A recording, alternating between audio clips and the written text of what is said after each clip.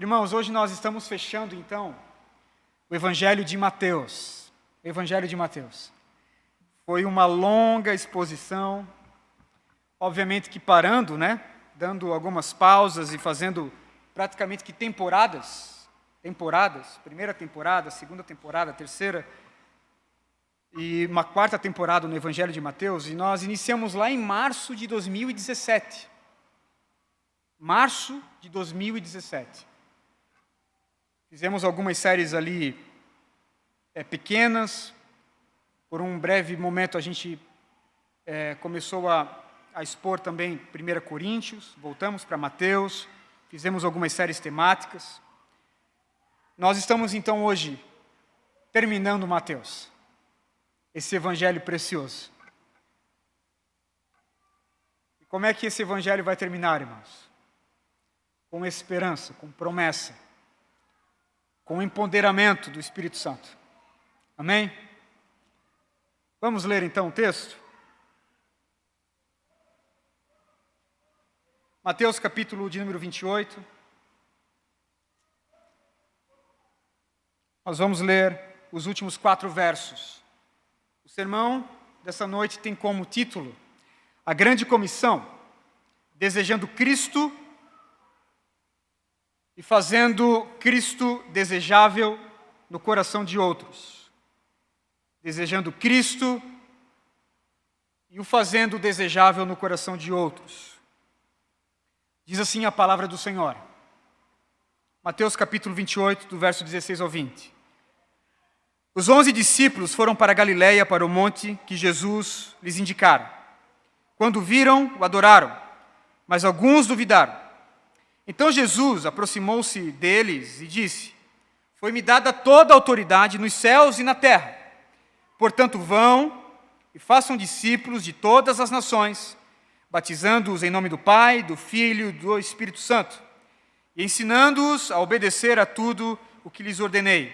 E eu estarei sempre com vocês até o fim dos tempos. Aleluia.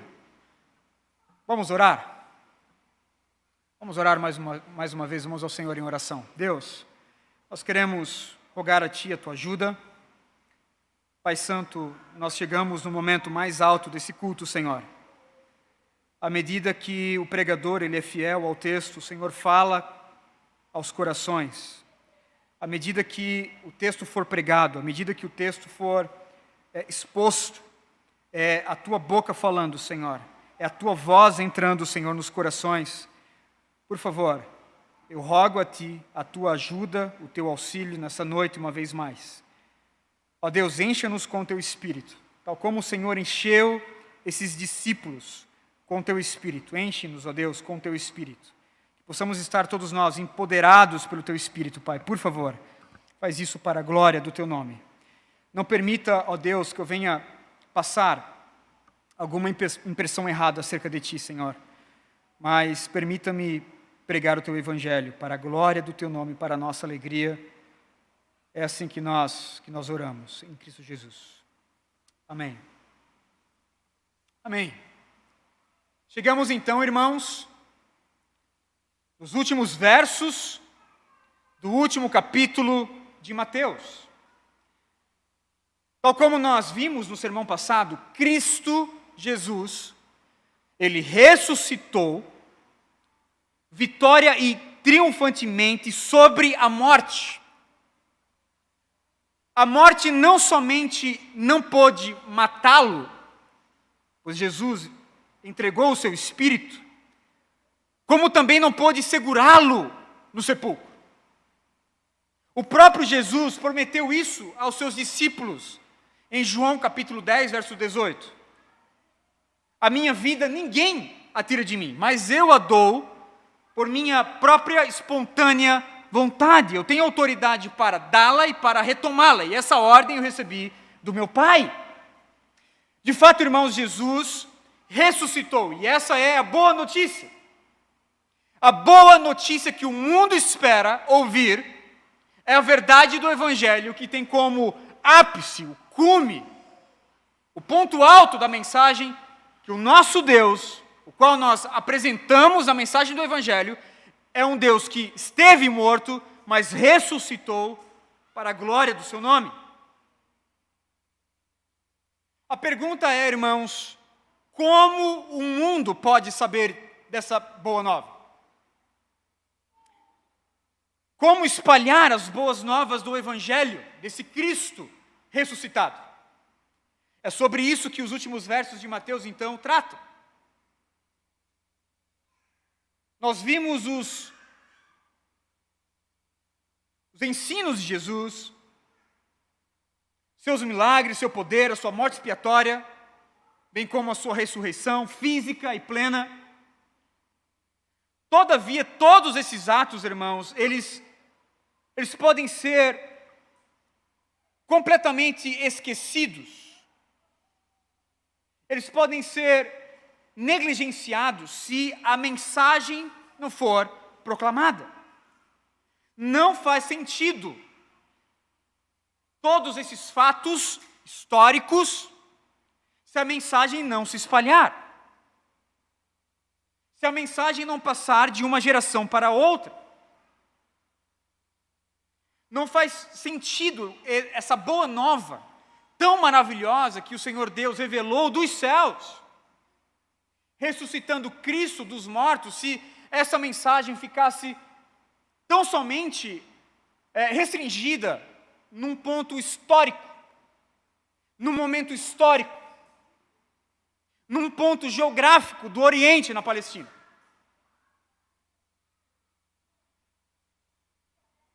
Esses fatos do Cristo ressurreto, da justificação que o nosso Cristo conquistou, ele deve então chegar ao conhecimento de todos os homens ao redor do globo. Todos os homens, de todos os povos, de todas as etnias, de todas as línguas. E é sobre isso então que os últimos versos de Mateus nos falam. Se um cristão, um discípulo de Jesus, ele compreende o Evangelho de Mateus, mas não consegue entender essa passagem aqui de fechamento, ele perdeu o ponto alto do Evangelho de Mateus. Essa passagem é o ponto alto, é o clímax importante do Evangelho do Novo Testamento. Os homens precisam ouvir.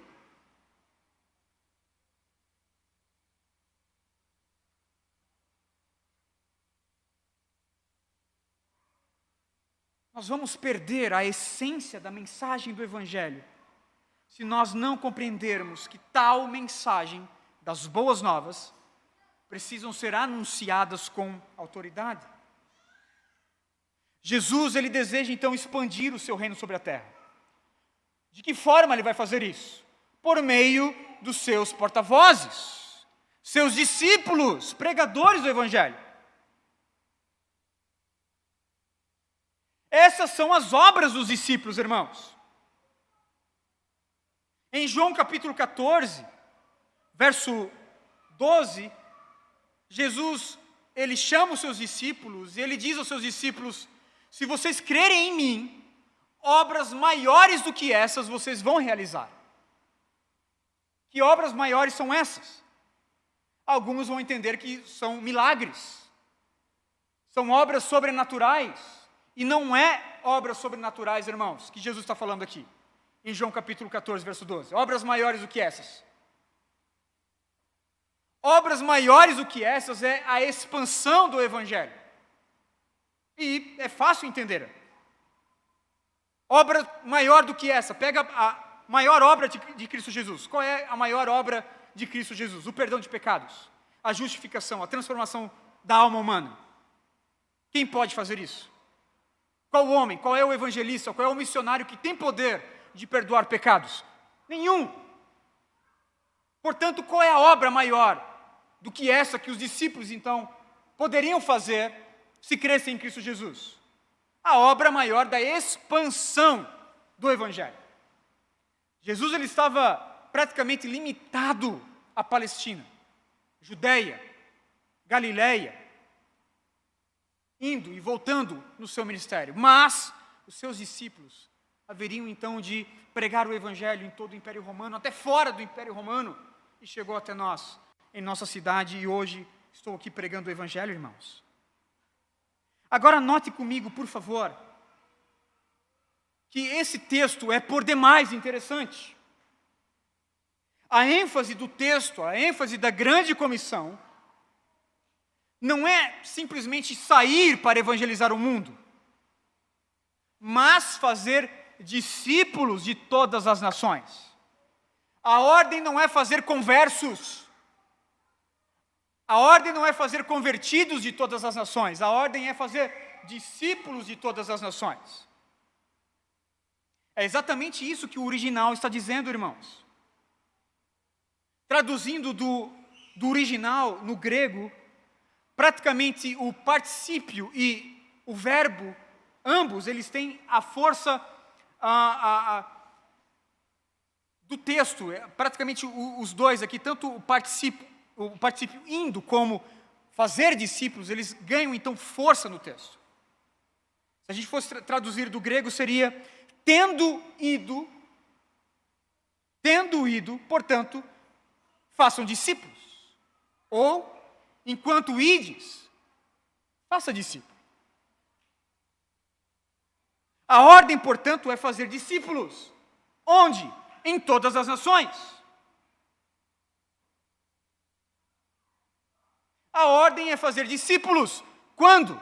Enquanto estivermos indo às nações. Portanto, nós não precisamos esperar sermos missionários transculturais. Ainda que esse desejo é um desejo legítimo que todo crente deve ter. Todo crente, todo discípulo de Jesus, ele deve desejar ser um missionário transcultural. Todo discípulo de Jesus, ele deve de alguma forma estar engajado nas missões mundiais. Mas nós não precisamos ir até as nações, chegar lá para fazer discípulos. Nós podemos fazer discípulos aqui, enquanto nós podemos enviar missionários. Ou mesmo nós sermos enviados como missionários. Pois a ordem é fazer discípulos. Portanto, tanto a evangelização mundial como o discipulado são obras urgentes, são ordens imperativas, são tarefas intransferíveis.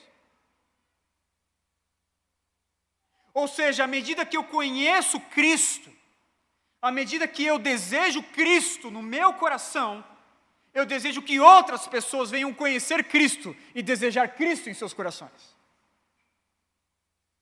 E aí note comigo, irmãos, por favor, que o texto da grande comissão, ele é constituído aqui de 4 fascinantes preposições universais.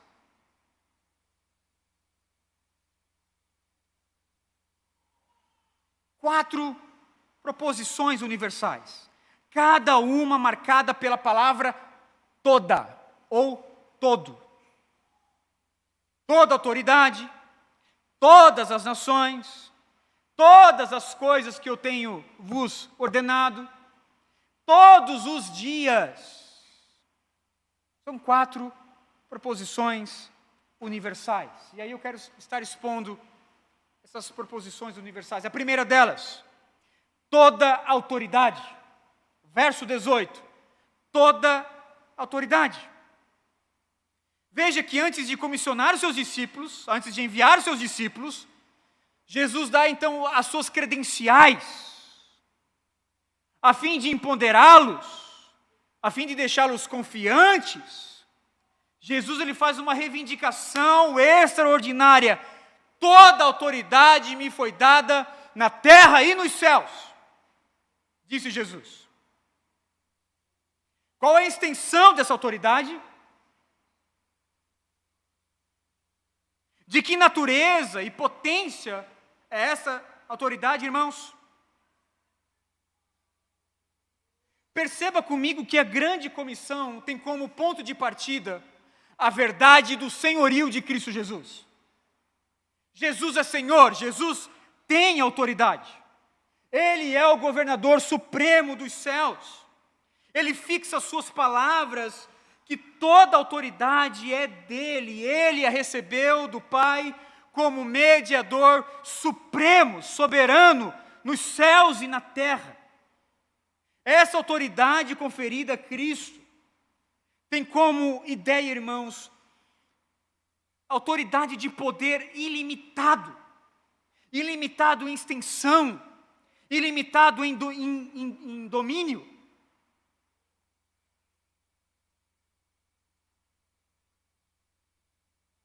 E o que eu quero dizer com isso? Eu quero dizer que se nós já ficamos vislumbrados com Cristo, que nos foi apresentado pelo evangelista Mateus, o Cristo ressurreto é ainda mais poderoso.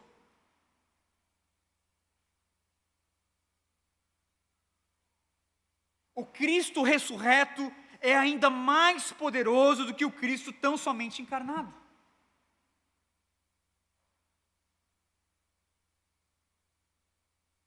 Isso quer dizer, então, que Jesus era limitado em seu poder antes da ressurreição?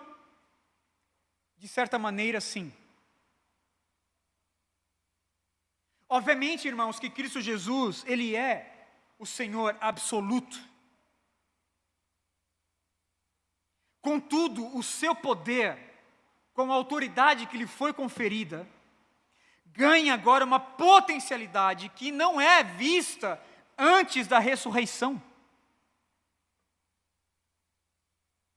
D.A. Carson, a maior autoridade no Novo Testamento, vai dizer que não é que alguma coisa que ele ensinou ou fez durante os seus dias encarnados seja menos autoritativa do que ele diz e faz agora. Não é a autoridade de Jesus per si que se torna mais absoluta. Antes, as esferas que ele agora exerce a autoridade absoluta foram ampliadas para incluir os céus e a terra, ou seja, o universo. O que eu quero dizer com isso, irmãos? Eu quero dizer, por exemplo, que Cristo era limitado no seu corpo físico. Jesus curava pessoas, algumas vezes ele curou pessoas, e ele dizia a essas pessoas: por favor, não comentem com ninguém, não falem com ninguém que vocês foram curados por mim. Por quê? Porque a sua mensagem e o seu poder eram limitados à sua própria presença em corpo físico. De fato, irmãos, Marta expressou muito bem quando o seu irmão, Lázaro, ele morreu. Em João capítulo 11, verso 21, ela chega até Jesus e ela diz: certamente, se o Senhor estivesse conosco, meu irmão Lázaro não teria morrido. Por quê? Porque o poder de Jesus, de certa forma, estava limitado ao seu corpo físico. Onde Jesus não estava, os doentes não eram curados. Onde Jesus não estava, a mensagem não era proclamada. A mensagem era proclamada quando a sua presença em corpo físico, no corpo encarnado, estava. Contudo agora, irmãos, toda a autoridade em todas as esferas foram conferidas em Cristo Jesus. Ele tem domínio sobre todas as esferas. Em outras palavras, o poder não está limitado ao corpo da encarnação. Cristo Jesus, ele ganhou poder, autoridade que extravasam o corpo físico, o corpo da encarnação.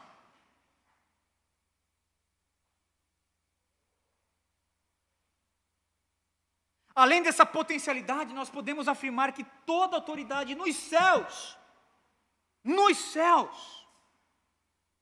ou seja, a reivindicação de que ele está sobre os poderes espirituais, sobre anjos, sobre o diabo e seus demônios.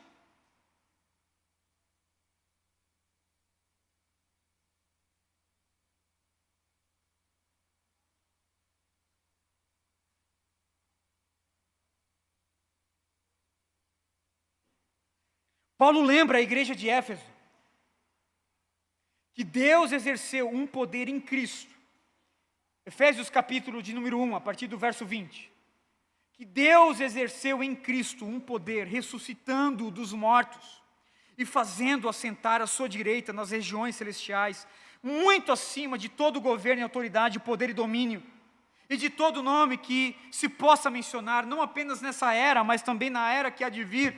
Deus colocou todas as coisas debaixo dos seus pés e o designou como cabeça de todas as coisas para a igreja, que é o seu corpo, a plenitude daquele que enche todas as coisas em todo e qualquer circunstância.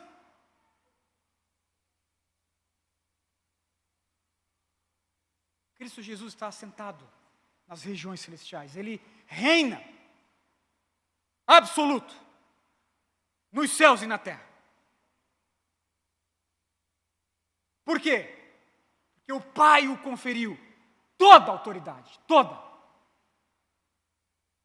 Eu tenho autoridade. Foi-me dado toda a autoridade. Muito mais do que o evangelista já nos mostrou aqui no seu evangelho. Muito mais. Esse poder agora é ilimitado. Porque Cristo está sentado nos céus. Ele governa nos céus. Ele governa sobre a terra. Segunda proposição universal, veja comigo, que é discípulos de todas as nações. Foi-me dada toda a autoridade, nos céus e na terra, portanto vão e façam discípulos de todas as nações.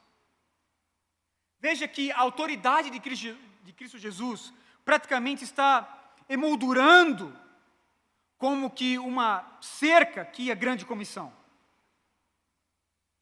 Ele deseja que os seus discípulos venham saber que em todos os lugares, sobre qualquer circunstância, Cristo Jesus está exercendo o seu domínio. Que agora eles podem ser enviados, confiando que a autoridade que eles estão carregando não é uma autoridade deles, é uma autoridade de Cristo. Em qualquer lugar, sobre qualquer circunstância.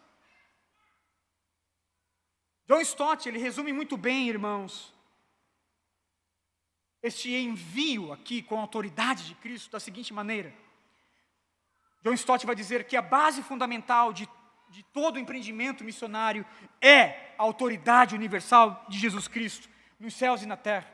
Se a autoridade de Jesus fosse circunscrita à terra, se ele fosse apenas um dos muitos mestres religiosos, um dos muitos profetas judeus, uma das muitas encarnações divinas, nós não teríamos nenhum mandato para o apresentar às nações como Senhor e Salvador do mundo. Se a autoridade de Cristo Jesus tivesse limitado ao céu, se ele não tivesse subvertido decididamente os principados e poderes, nós poderíamos ainda proclamá-lo às nações, mas nunca seríamos capazes de lhes abrir os olhos e os converter das trevas para a luz, da potestade de Satanás para Deus. Atos capítulo 26, verso 18. John Stott vai dizer: é só porque toda autoridade na terra pertence a Cristo, que nós ousamos ir a todas as nações, e só porque toda autoridade no céu também é dele, que nós temos alguma esperança de êxito. A esperança do sucesso na missão reside que o nosso Cristo, o nosso general, o nosso comandante, aquele que nos enviou, tem toda a autoridade. É Ele que converte os corações.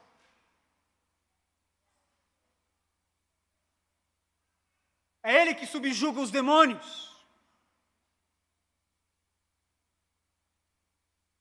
É Ele que repreende o mal. Ouça, nenhum homem tem autoridade, nenhum homem, nenhuma instituição, nenhuma igreja, nenhum pastor, nenhum evangelista, nenhum profeta, nenhum guru do seio evangélico, nenhum deles tem autoridade. Nós somos homens fracos, propagadores da mensagem, pregadores do evangelho, discípulos que levam a mensagem do evangelho às nações. São homens fracos, que estão empoderados por uma autoridade que não é oriunda deles, não é da natureza deles, é sintética, vem de fora, é colocado em nós, mas não é nosso, é a autoridade de Cristo Jesus. E foi à luz, então, dessa autoridade absoluta, soberana, que Jesus, então, ordenou: portanto, vão. Já que eu tenho toda a autoridade nos céus e na terra, portanto, vão e façam discípulos de todas as nações. Veja, por exemplo, a conjunção aqui, conclusiva. Portanto, já que eu tenho autoridade, já que eu sou o Senhor no universo, vão e façam discípulos, sejam minhas testemunhas nos céus e na terra. Que comando é este, irmãos? Que ordem é esta? A ordem de fazer discípulos de todas as nações. O processo do discipulado é o fim último do id. Como eu já bem disse, o id, ou na nossa versão, o vão, não é um fim em si próprio, não é um fim em si mesmo. O id só é o começo e não a conclusão do mandamento. O propósito é fazer discípulos de todas as nações. Portanto, nós temos duas grandes tarefas aqui. A primeira delas é pregar o evangelho em todas as nações. Nações aqui é etnias, povos, não é países. Se fosse países, irmãos, seria muito fácil, não é verdade? Você tem aí mais ou menos 190 países, você pega uma junta missionária com 190 candidatos, envia cada um para um país. Pronto, você tem um missionário em cada país. Nação aqui é etnia, é grupo. É um grupo cultural, é um grupo sociológico, é um grupo com a sua própria cultura, com a sua própria língua. Eis aqui, então, a nossa grande tarefa, o grande desafio da igreja, alcançar os povos da terra, os povos não alcançados da terra. A igreja precisa pregar o evangelho e fazer discípulos local e transculturalmente.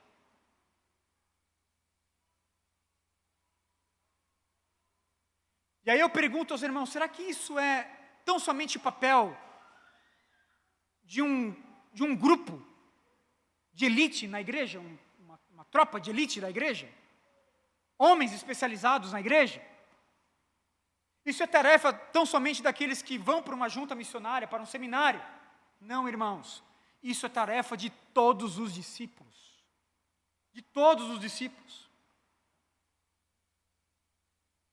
Se você ler Atos dos Apóstolos, você vai ver que homens comuns, discípulos comuns, pregavam o evangelho constantemente, independente do lugar onde eles estavam, não fazendo acepção de pessoas. Aonde eles estavam?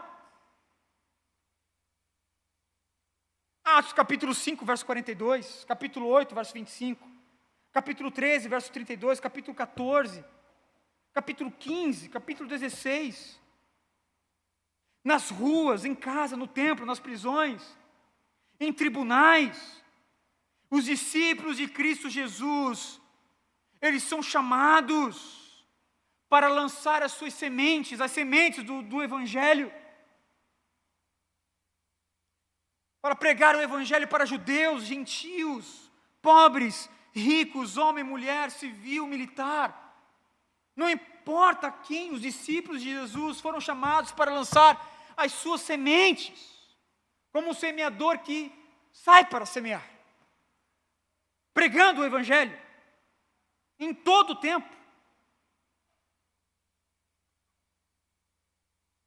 Talvez você diga, mas eu não tenho esse preparo, eu não sei pregar o Evangelho, eu não estou preparado. A Bíblia nos ordena Eu ia falar nos encoraja, não, ela nos ordena a estarmos preparados. Talvez, realmente, você não está preparado para pregar o Evangelho, mas isso não quer dizer que você não deva estar. Você deve estar preparado. 1 Pedro capítulo 3, verso 15, o apóstolo Pedro vai dizer: antes santifiquem Cristo como Senhor em seu coração, estejam sempre preparados para responder a qualquer pessoa que lhes pedir a razão da esperança que há em vocês, em qualquer momento. Estejam preparados. Coloque a mão no alforje, lance sua semente. Esteja preparado para isso. Conheça o Evangelho, a mensagem do Evangelho. E quando eu digo conheça a mensagem do Evangelho, eu não estou dizendo conheça os pormenores da história redentiva, todos os pormenores, os reis de Israel, toda a liturgia, toda a lei no seu mínimo detalhe. Não! Eu estou dizendo conheça a mensagem das boas novas, o nosso Deus Criador, a queda do homem, a reconciliação, a salvação que nós temos em Cristo Jesus, o peso da lei, a justificação, a santificação, as boas obras que acompanham a salvação, arrependimento, fé. Você precisa compreender a mensagem redentiva. Esteja preparado. Esteja preparado. Portanto, a primeira tarefa é pregar o Evangelho em todas as nações. Mas não somente isso. Fazer discípulos de todas as nações. Fazer discípulos.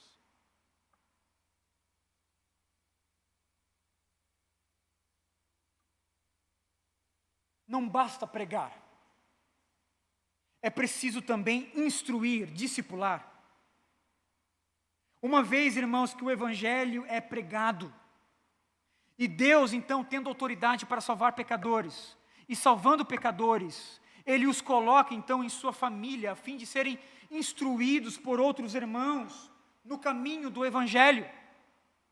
Qual é o nome disso? O nome disso é discipulado. Discipulado é a pregação do Evangelho, seguido de batismo, em nome do Pai, do Filho e do Espírito Santo, e a instrução para obedecer tudo que Jesus ordenou. Isso é discipulado. Pregação do Evangelho, seguido de batismo, em nome do Pai, do Filho e do Espírito Santo, e a instrução. O levar o conhecimento do Evangelho, não tão somente o aspecto salvífico, porque a pessoa agora foi salva por meio dessa primeira abordagem, mas agora levando outros aspectos do Evangelho. A pessoa precisa conhecer a mensagem da Bíblia, o fruto do Espírito, por exemplo.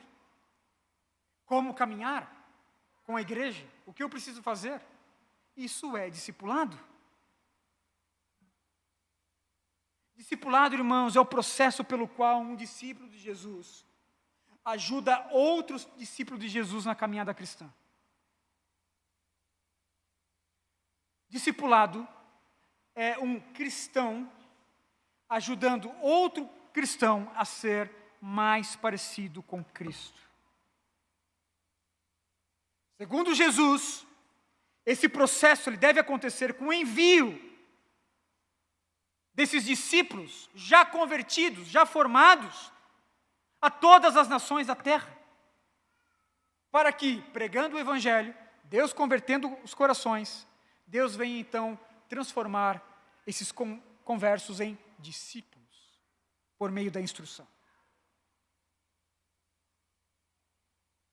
Eis o nosso desafio, plantar igrejas em todos os povos, irmãos. Que o Senhor nos dê força, recursos humanos, que os nossos filhos, se não nós, você que está me ouvindo agora, você jovem que está me ouvindo agora, se não você, mas os seus filhos, que os nossos filhos venham ser enviados por esta igreja, para os povos, irmãos, para as nações da terra. Que o Senhor nos dê poder tanto o poder de enviar, de formar esse missionário aqui na nossa igreja local, como também um poder financeiro, a fim de sustentá-lo, ou sustentá-los, né? Queremos plantar igrejas, no plural, que o Senhor nos dê esse poder de plantar outras igrejas. Amém, irmãos? Amém? Eu pergunto aos irmãos, os irmãos gostam dessa igreja local?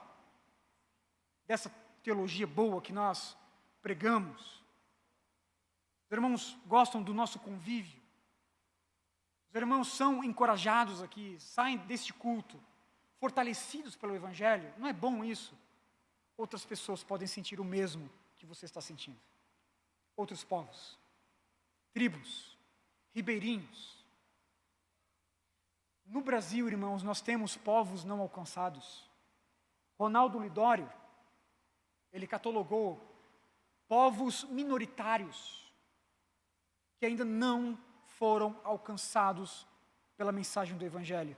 Os indígenas, principalmente os indígenas do Nordeste, porque a força de enviar missionários aos índios sempre é para o norte, né, para o Amazonas, mas nós temos tribos indígenas no Nordeste, indígenas, ciganos, principalmente os ciganos da cultura Calon. Eu visitei o maior assentamento cigano do mundo, o acampamento cigano Calon, na cidade de Souza. Irmãos, pelo menos 10 mil ciganos vivendo naquele acampamento. Indígenas, ciganos, os surdos, os ribeirinhos, os sertanejos.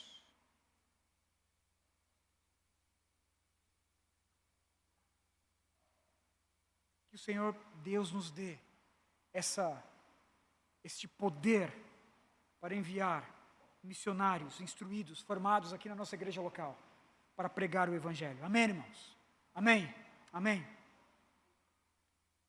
Terceira proposição universal: ensinando-os a obedecer a tudo o que lhes ordenei. Então veja, toda autoridade, discípulos de todas as nações, e agora ensinando-os a obedecer a tudo o que lhes ordenei. A terceira preposição tem a ver com a plenitude do ensino do Evangelho. E aí nós temos, irmãos, nós nos lançamos num desafio ainda mais, um desafio ainda maior.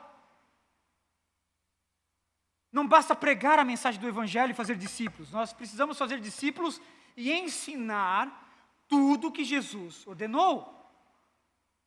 E dentre essas preposições, esta aqui, ela está entre as mais importantes, particularmente, irmãos, nessa era superficial que nós estamos vivendo. A ordem é para ensinar tudo, mas o que nós vemos hoje em dia é completamente o oposto. Pela graça de Deus, um certo despertamento para o discipulado tem surgido. Contudo, o ensino das Escrituras,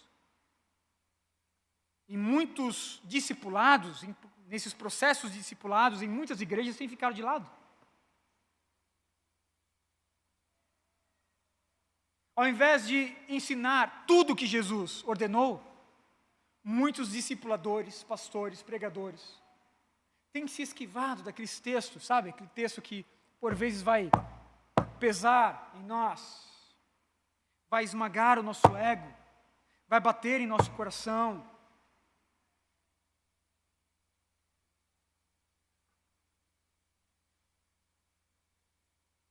Por vezes o que nós vemos é discipulado com a graça que o Dietrich Bonhoeffer chamou de a graça barata. É a graça sem juízo, é o amor sem justiça, é a salvação sem obediência, é o triunfo sem o sofrimento.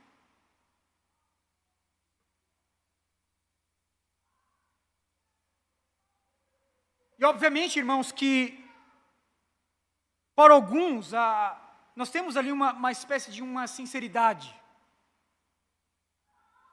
Mas ainda que eles sejam sinceros, os meios que eles se utilizam são carnais e contrários à Escritura. Vou dar um exemplo. Pegue, por exemplo, o princípio de unidade homogênea, desenvolvido pelo Donald McGavran.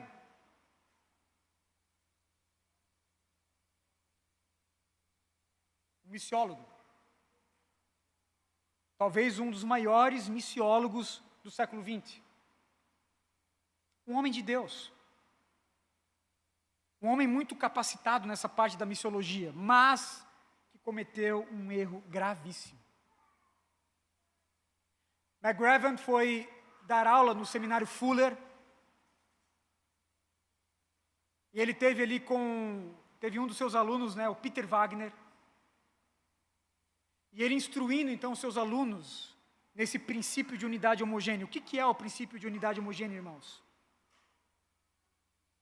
O princípio de unidade homogênea é a concepção de que a igreja e o plantio de igrejas crescem mais rápido se elas forem plantadas tendo em mente um grupo multi-individual. Em outras palavras, o crescimento da igreja se desenvolve quando o plantador tem como base, na plantação, um mesmo grupo social. Por exemplo, a plantação de igreja é somente para brancos. A plantação de igreja é somente para negros. A plantação de igreja é somente para pobres. Uma igreja tão somente para ricos. Uma igreja tão somente para um nicho. E aí você vai ter igrejas para jovens, tão somente para jovens. E aí outras igrejas estão somente para velhos. Igrejas de surfistas. Igrejas underground. Isso vem do princípio de unidade homogênea, desenvolvido pelo missiólogo Donald McGavran. A igreja, ela é plantada mais rápido quando você tem um nicho específico em sua mente, ela é plantada mais rápido. Ela cresce mais rápido, ela cresce mais rápido. Qual é o problema, então, desse princípio? Não é bíblico. Não é bíblico.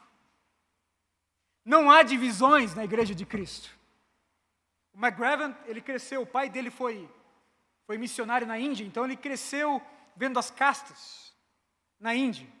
Os Dalits, Brahma e outras castas, todas elas bem divididas. Ele entendeu que se uma igreja fosse então plantada em cada casta, seria mais fácil a missão. Contudo, irmãos, isso não é bíblico. Paulo nos diz em Colossenses capítulo 3, verso 11, que nessa nova vida já não há diferença entre grego, judeu, circunciso, incircunciso, bárbaro, cita, escravo ou livre, mas Cristo é tudo e está em todos. Efésios capítulo 2, verso 14, Paulo vai dizer que Cristo Jesus é a nossa paz, o qual ele fez de ambos ele fez um e destruiu a barreira, o muro da divisão, o muro da inimizade caiu. Aquele muro do templo, o átrio dos gentios, separando o átrio dos judeus, caiu, rompeu, acabou.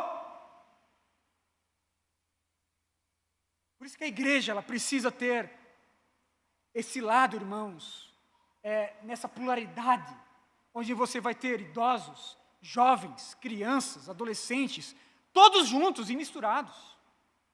Palmeirenses, corintianos, todo mundo. Engravatadinho, um roqueiro, um skatista, um hip hop, todo mundo aqui na igreja. Isso é a beleza do Evangelho. Mas é difícil, não é fácil. Não é fácil, irmãos. Os resultados não são fáceis, mas os resultados são bíblicos. Portanto, não basta pregar, não basta instruir. É preciso instruir biblicamente. É preciso pregar o Evangelho à maneira do Evangelho. O que nos falta, irmãos?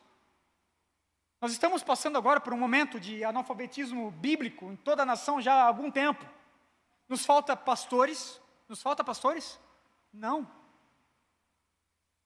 Nos falta reuniões? Não.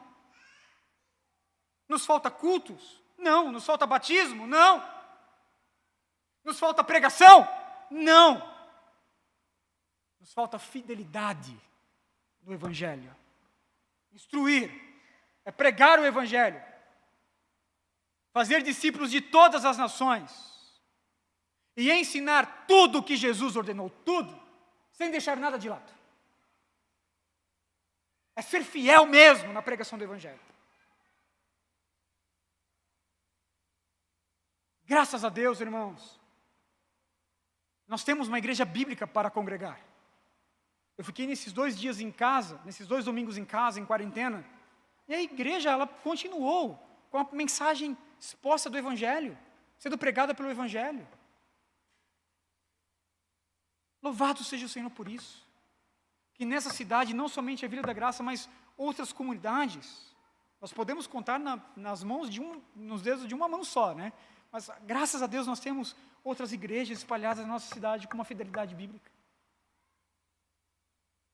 E, infelizmente nós temos outras comunidades que não pregam o Evangelho.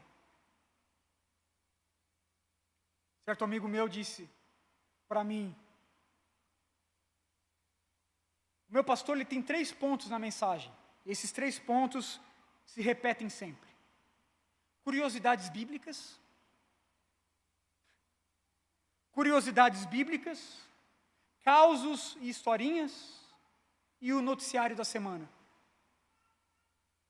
Não tem fidelidade do texto. Tem curiosidades bíblicas. Primeiro ponto. Segundo ponto, causos e histórias. E o terceiro ponto, o noticiário da semana. Irmãos, o sábio Salomão ensina a todo pregador, em Provérbios capítulo 30, verso 6, nada acrescente às palavras dele, do Senhor. Do contrário, ele o repreenderá e mostrará que você é mentiroso.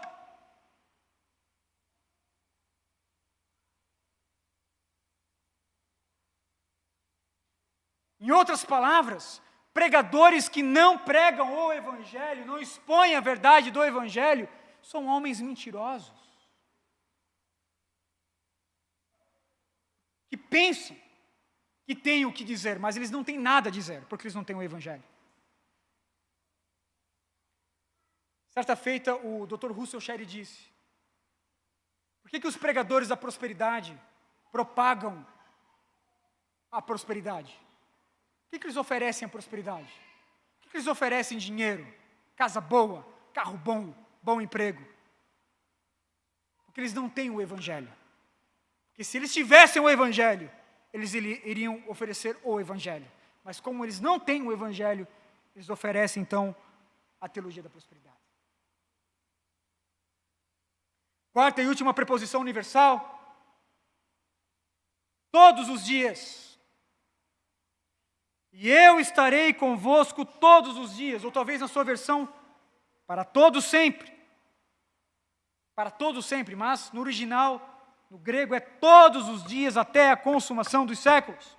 O que nós temos aqui, irmãos? Nós temos uma promessa preciosa. Ainda que nós tenhamos aqui uma ordem no contexto, a perícope, o Evangelho não termina com uma ordem, ainda que nós tenhamos uma ordem, mas o Evangelho termina com uma promessa reconfortante. Jesus prometeu estar com seus discípulos todos os dias, para todo sempre. Contudo, eles precisam cumprir a ordem. Veja que a promessa, ela vem intimamente ligada ao cumprimento da ordem. A promessa de Cristo estar com os discípulos, ela está ligada ao cumprimento da ordem. Façam discípulos de todas as nações, batizando-os em nome do Pai, do Filho e do Espírito Santo, ensinando-os a obedecer tudo o que lhes ordenei, e eu estarei com vocês até o fim dos tempos. Jesus está dizendo: obedeçam à comissão, obedeçam à minha ordem, e eu estarei com vocês todos os dias. Não importa quando, não importa onde, não importa a circunstância, eu estarei com vocês todos os dias. Todos os dias. Tome nota disso, irmãos. No capítulo 1 de Mateus, Jesus nos é apresentado como o Messias, como o Deus Emanuel. Deus Emanuel é o quê? O Deus conosco. É o Emanuel, é o Deus conosco. Capítulo 1. Capítulo 28. Nós temos a promessa do Emanuel, o Deus conosco. O Evangelho inicia e ele encerra com essa promessa que Cristo Jesus estará com o seu povo.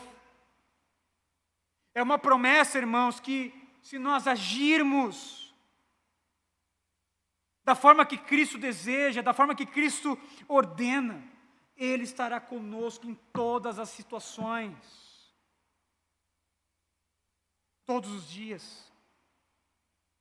Ele estará conosco, nos fortalecendo nos dias maus.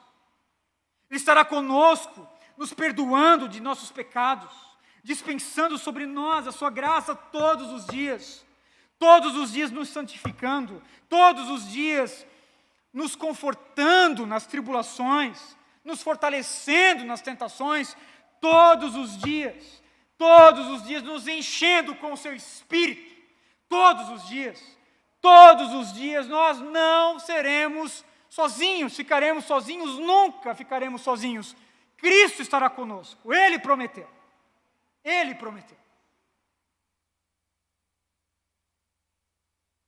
Permita-me falar sobre John Paton.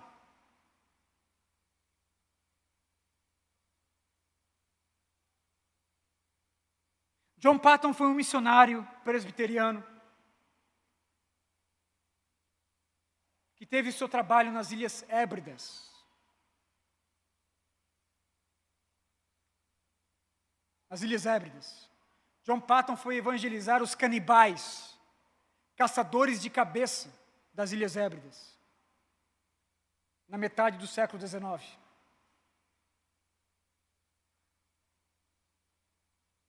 Você já viu o filme King Kong? Lembra daquela tribo? Era mais ou menos assim. Os canibais, caçadores de cabeça. John Paton chegou na ilha com sua esposa, recém-casados.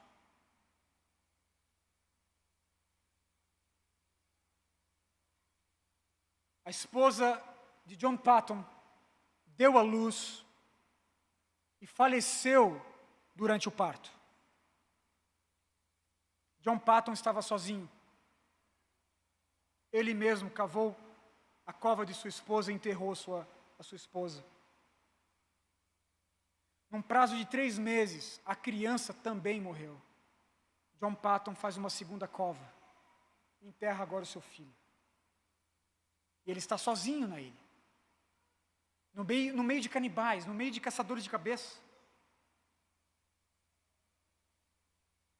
Certa noite, irmãos,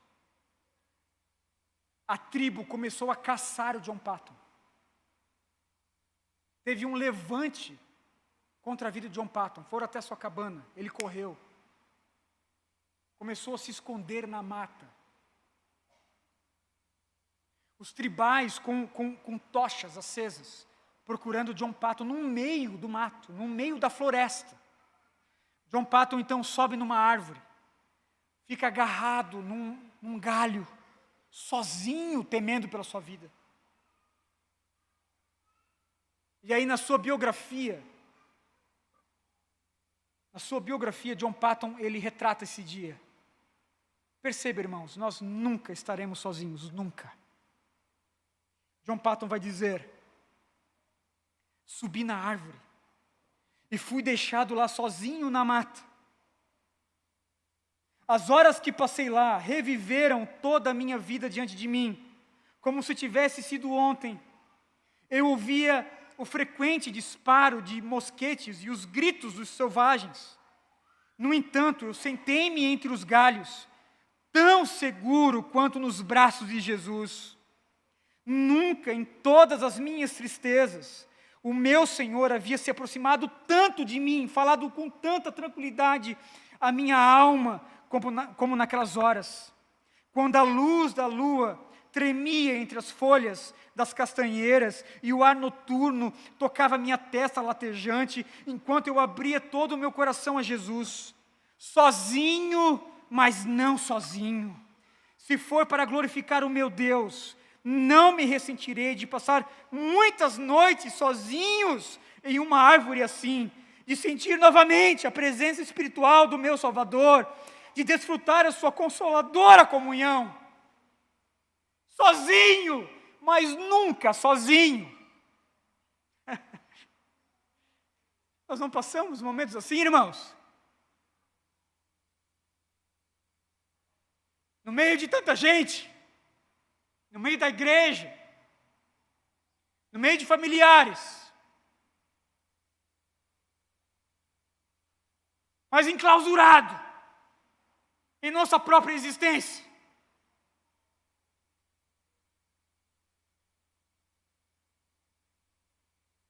Sozinho, mas não sozinho. Talvez você está me ouvindo nessa noite, dizendo assim, eu estou sozinho aqui. Eu vim sozinho, talvez você é solteiro, talvez você é solteira, talvez você veio com a sua família, mas se sentindo completamente sozinho ou sozinha. Sozinho, mas não sozinho. Amém, irmãos? Nós nunca estaremos sozinhos. Nunca. Eu estarei convosco todos os dias, em todo momento. Está empregado? Eu estou com você. Está desempregado? Eu estou com você. Está com saúde? Eu estou com você. Está entubado? Eu estou com você.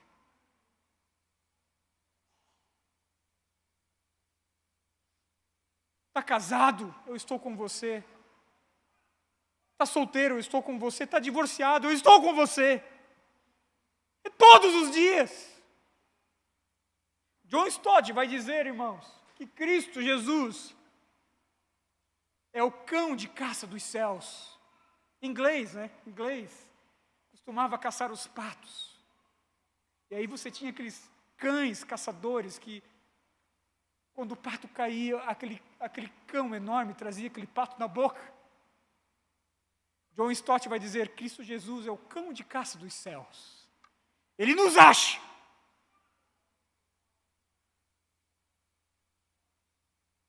Ele nos procura e nos acha, nos captura e nos traz em seus braços. Sozinhos, mas nunca sozinhos. Amém, irmãos?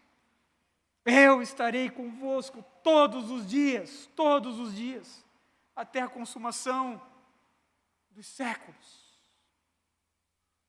Algumas aplicações aqui para nós. Primeira aplicação, permita-se ser usado pelo Senhor. Permita-se ser usado pelo Senhor em qualquer lugar. A ordem é pregar o Evangelho, a ordem é fazer discípulos. Permita-se ser usado pelo Senhor no trabalho, na hora do intervalo, no Uber, na fila do banco. Qualquer lugar é lugar para pregar o Evangelho, irmãos.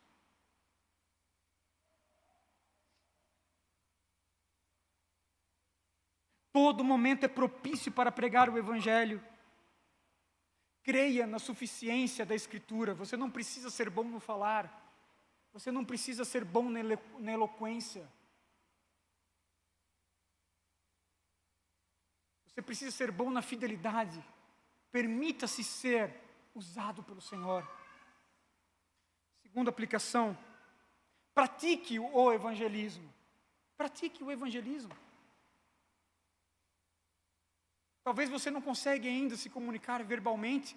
Nós temos ali atrás panfletos evangelísticos do A.W. Pink. Para mim, o melhor panfleto evangelístico que eu vi. Eu copiei esse panfleto evangelístico. Fala sobre o Deus soberano, sobre o pecado, sobre a graça disponível para o pecador. 3 minutos, a pessoa recebe e lê aquele panfleto. Comece, talvez, distribuindo um panfleto. Essa semana eu fui no centro com a minha mãe. Caminhamos ali talvez 1 quilômetro, da onde nós deixamos o nosso carro até o restaurante. Vamos comprar algumas coisas. Irmãos, na calçada, eu levei um desses panfletos e eu ia distribuindo. E as pessoas iriam pegando. Eu dizia, Deus te abençoe. Deus te abençoe. Deus te abençoe.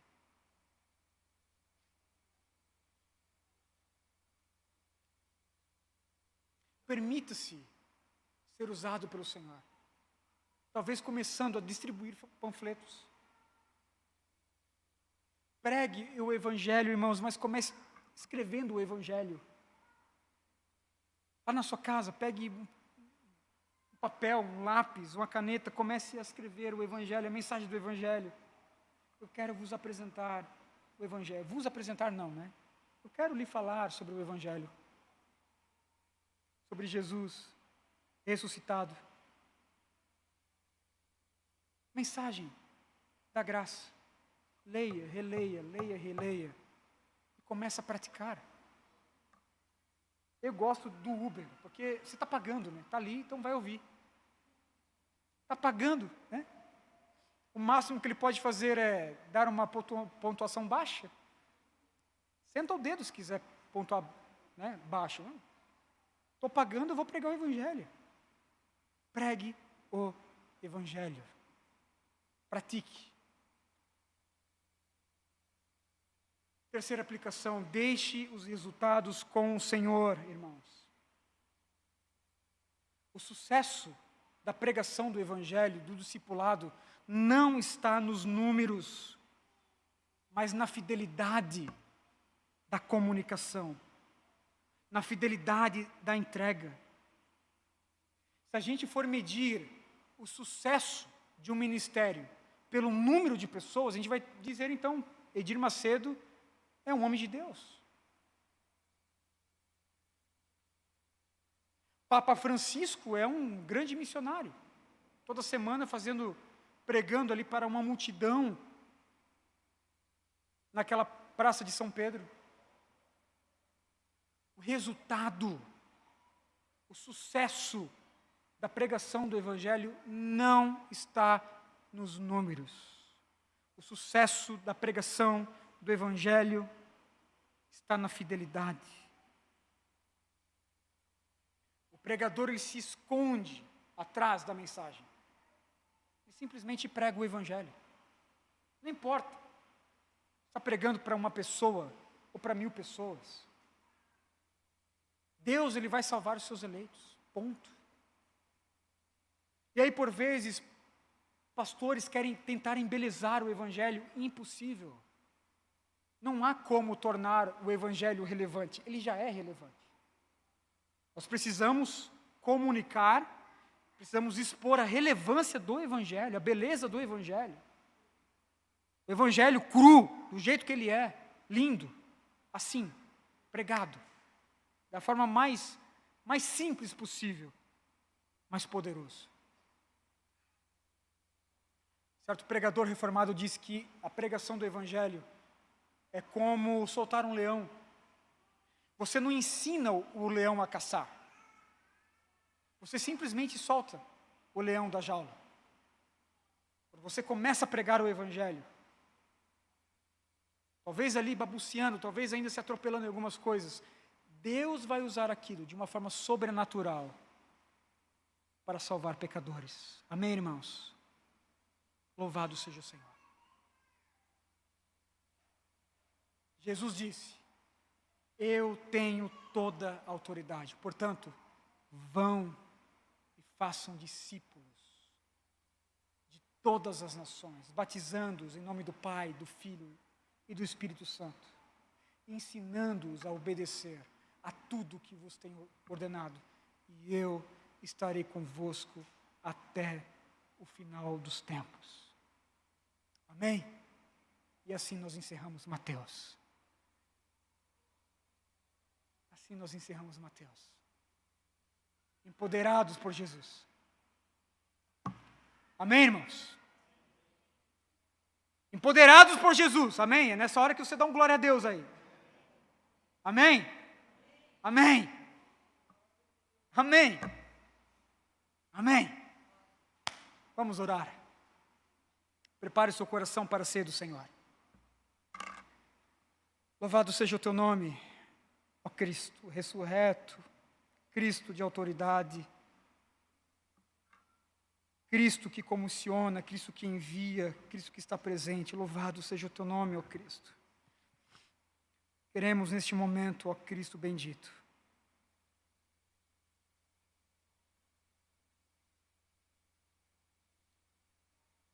lhe render toda a graça possível, Senhor, que há no nosso coração. Nós rendemos a Ti nesse momento, pelo Senhor ter nos instruído nesses 3 anos, ó Pai, neste evangelho tão precioso.